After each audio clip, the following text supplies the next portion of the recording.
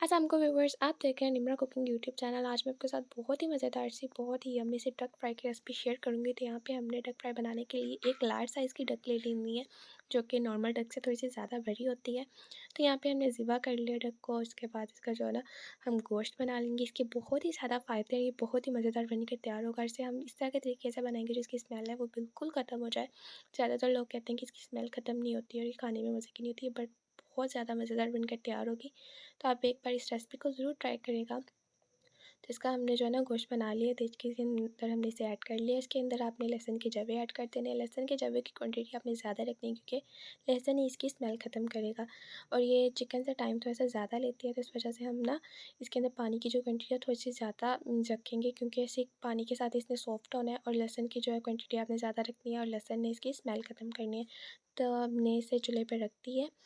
आपने इसका जो पानी ऐड करना है ना इसके अंदर, वो कोशिश करनी है कि सारा उसी के अंदर ड्राई हो जाए, क्योंकि हमने इसे फ्राई करना है। तो जो पानी इसी के अंदर ड्राई हो जाएगा, फिर ये कि वो ज़ाया नहीं होगा पानी, क्योंकि पानी के अंदर सारा जो है ना बतख का असर है।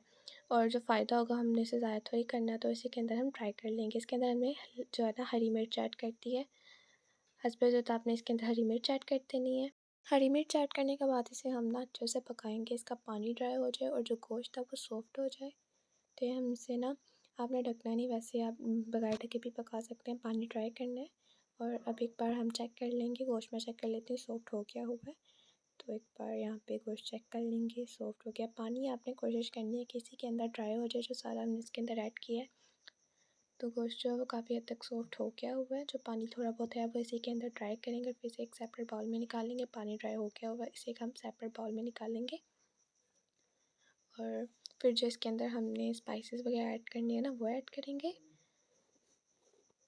अब इसके अंदर हम स्पाइसेस ऐड करेंगे। जो हमने यहाँ पर लिया है नेशनल का कौरमा मसाला लिया, टेस्ट को इन्हेंस करेगा और स्मेल को भी ख़त्म करेगा। ये बहुत ही मज़ेदार बनकर तैयार हो गया। आप एक बार इस रेसिपी को ज़रूर ट्राई करेगा। बहुत ही अच्छी रेसिपी है, इसके बहुत ही फ़ायदे हैं। सालन वगैरह जो होता है वो ज़्यादा खाया नहीं जाता। ये बहुत ही मज़ेदार है, इससे ये कि हम इसके ज़्यादा फ़ायदे ले सकेंगे। इसके अंदर हमने रेड चिली पाउडर ऐड कर दिया। रेड चिली पाउडर ऐड करने के बाद इसके अंदर हम हल्दी ऐड कर देंगे। हल्दी ऐड करने के बाद हम इसके अंदर ऐड करेंगे सॉल्ट ऐड कर देंगे। अकॉर्डिंग टू टेस्ट आप ऐड कर लें। आप अपने मीन्स क्वांटिटी के हिसाब से जो स्पाइसेस है ना, इसकी क्वांटिटी कम ज़्यादा कर सकते हैं। इसके बाद हम इसके अंदर कॉर्नफ्लोर ऐड कर लेंगे। अगर आपके पास कॉर्नफ्लोर नहीं अवेलेबल तो आप इसके अंदर मैदा भी ऐड कर सकते हैं।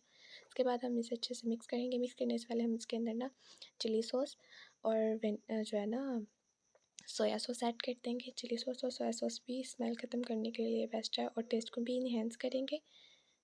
तो अब इसके अंदर हम सोया सॉस ऐड कर देंगे और फिर इसके बाद हम इसे अच्छे से मिक्स कर लेंगे।